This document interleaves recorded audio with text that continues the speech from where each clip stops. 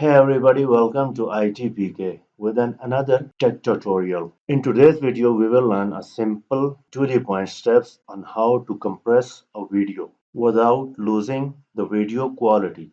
By properly compressing a video, you will be able to upload or download it more faster. And we will do all this process without impacting the video quality at all. And also compressing the video will reduce its size and will take less space on your hard drive. For example, a 100 megabyte video could be compressed to 8 to 10 megabyte size without impacting quality or without any difference. So I am going to show you this process with the help of software called HandBrake. HandBrake is one of the most easiest and useful and free software to compress the videos without impacting the video quality. So let's go on Google and search for HandBrake. Let's see. The first link I have found out, that is handbrake.fr. Let's go to HandBrake open source video transcoder. I will paste this link in the video description also, so don't worry about that. Let's go ahead and download this free and open source software. So let's go to Windows 10 and later this is asking me to download. Let me select the download folder and let it save. HandBrake is downloading. Once the HandBrake free and open source software will be downloaded, we will begin the installation. So once you will download, you will get all the information on the download page that is required for HandBrake to run on your computer. So let's go ahead and go to the folder and let's install it. I'm doing every step in front of you to make it easier and smoother for you to understand all the process. Welcome to HandBrake setup. That's fine. Let's go next. Here we have an agreement. Let's click next. Here it's asking for the location or the destination folder where it will install the HandBrake, and we will only require 99.5 MB of space. Let's go ahead and install it. Now HandBrake is installing on my computer and this is installed so quickly. Now it's asking me to create desktop shortcut for all users. That's fine. We want to create desktop shortcut to run this HandBrake free source software. Now it's installed. Let's minimize everything and open up the HandBrake. Now HandBrake is asking me you must install .NET Desktop Runtime to run this application. So some of the computer usually have this .NET framework, some don't. So I don't have. Let's go ahead and download it. Okay, let's save the .NET framework and let me stop the video and I will start the video again in the installation of .NET framework. .NET framework is downloaded now. Let's go to the download folder and here I want to run this download for .NET framework.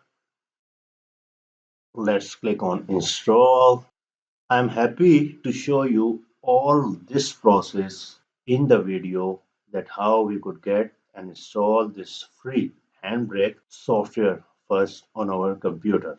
This is very useful for basic user who don't know much about the computer, and this will be going to help them for the free and open source software HandBrake downloading and installation. Then they will be easily able to compress their videos.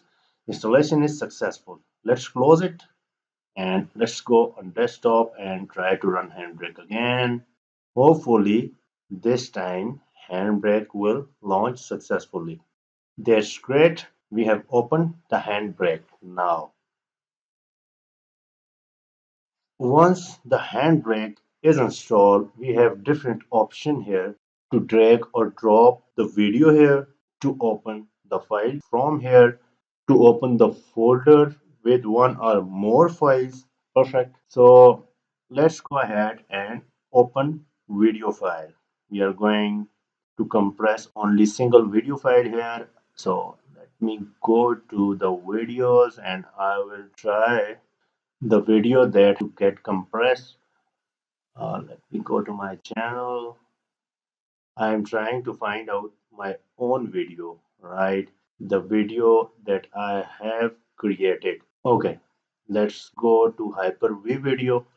Now it's uploading this Hyper-V video, and for your example, I have uploaded the Hyper-V video that I have created for my channel users, and this is currently 26 MB, right?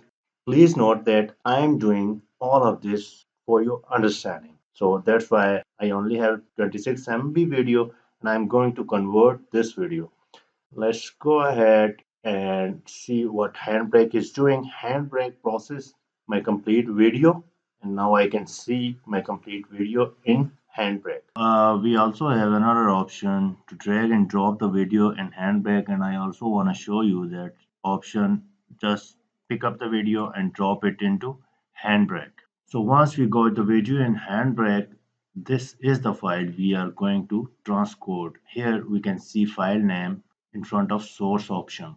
If let's say you want to change the source again at the top screen, you can directly click on open source and this will bring up the blank screen again. As I have already added the file and I want to transcode that file, I want to go and click cancel.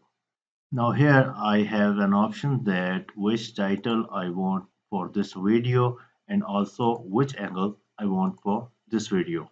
Now this is typically the case if you have a Blu-ray or a DVD. I have only the single video, so I am going to move by this default option. Down below you will have several options and all these available tabs have different settings related to their property. And we could also use these tabs to reduce the video size or to compress the video size without losing the quality. But there are a lot of settings you could use. For now, I will keep the preset same as 1080p 30. Now in the first step summary, we have various of the setting, and if you are unsure about the setting, you could just hover your mouse over the option and you will get all details about their settings. The first option here we have the format. We could change to some of these format here, but I want to keep MP4. Let's go to dimension. Here you will have the option to flip the video, to change the video order or dimension. For example, if you have recorded video horizontally on the mobile and if you want to change it to vertical, you could change those settings from the dimension tab here. You could also crop the video. We have the crop option. You could also change the resolution of the video and you could also change your video borders. Moving over to next tab, we have the option filters and you will have different option here, and if you want to know about any of the option you can just hover over that option and you will get the details. One of the most interesting option in the filter tabs is grayscale. You could turn your video to grayscale or we can say black and white.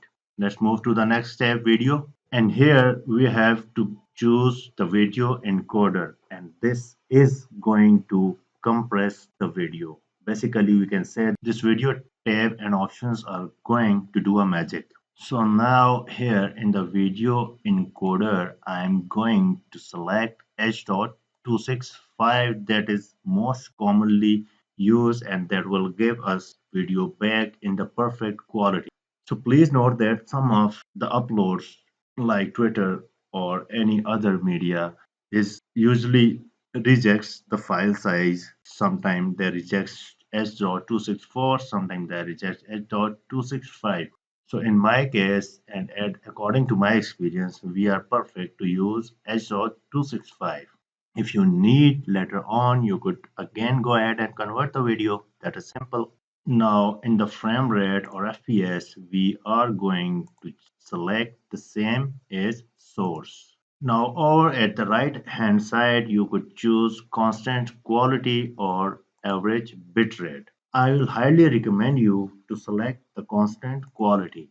This is where you can select the quality rate which you want, and the handbrake will adjust the bitrate that matches your required quality. Obviously, the higher the quality, the more size video will going to take, and lesser the quality, video will reduce its size. So better and recommended quality, I am going to do it on 23. You could set your video quality according to your requirement. Now down below you can select the encoder preset option. This is the option where we totally win the race. The more time encoder preset will take, it will give you a better quality of the image and lesser file size. You just have to wait a little bit longer for encoder to complete the process of your video. Now the next step we have here is audio. So we have different options here to change the codec quality, mix sound, simple rate or other option. So in general, audio have a little impact on the size of the video. So I am going to keep these options default and I'm not going to change any of option in audio. Or the next step we have here subtitles and chapters. So I'm also going to leave these settings to default. So after setting up all of these settings to reduce or compress your video file without losing the quality, you must want to save these settings. To save these settings, you can directly go to save new preset and then you can come again in future to your save settings. So before going to save this or start our encoder to work on this video project, we could go ahead and we could preview the video. This will preview the video for us and then we could verify that we are getting our required quality of the video, right? So if you're okay with the preview and if you are all set with your all required quality of the video, then let's go ahead and close this. So now let's go ahead and let's say we want to save this file and with all of the settings we have done right now, here we are going to browse some location where we want to save this file. I want to save this file on desktop with the name compressed video file. So let's go ahead and click on save it to desktop. And the next step we have to do a start encode to get our required file on the desktop. Now this will preparing to encode the file and this will encode our file on the desktop. Once the encoding will be completed, your video file should have a less size, should be compressed and with a good quality. So that's it about today's simple to the point tutorial on how to reduce or compress video size without losing a quality. So let me know in comments, were you able to reduce your video file size? Thanks for watching. Keep watching and don't forget to subscribe ITPK. Take care. Bye.